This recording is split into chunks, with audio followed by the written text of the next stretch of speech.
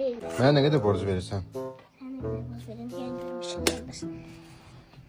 Ya Allah bismillah. Bir.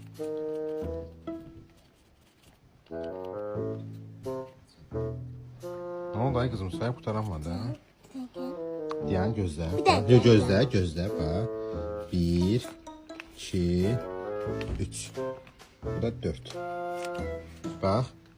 65 manat səndən aldım. Düzdür? Sən nə qədər qaytaracağam? 100 manat. Nə qədər? 100 manat. Niyə 100 manat? 65 manat aldım bax səndən. Ama bir dişim pulu da oldu. Dişin pulun bura niyə qatırsan? Bu səndən borc alıram. Katmalıyam. Ne olacak ki? Katmalıyam. Ama bu da 1 manatın olsun götür. 1 manat niyə verdin? Çay boy verirsən atiyə. Yani 5 manat ver. 5 manat niyə verdin? 55 manat verir. 55 manat nədir? Diyan. Sen her mənə 60 manat verməlisən. Bir də 60 demə 50 manat verməlisən. Bir də ki 60 demə 50 verməlisən mənə. Bir də ki 100 manat verməlisən. Bir də ki bunu qaytarmalısan mənə. 60 manat. O pişi nə qədərdir mənə sən verilərsə 30 manat. Düzdür? Hə. 30 manat pul verəcəm sənə. Yox. Sən deyən. O pişi nə qədər verəcəm mən sənə?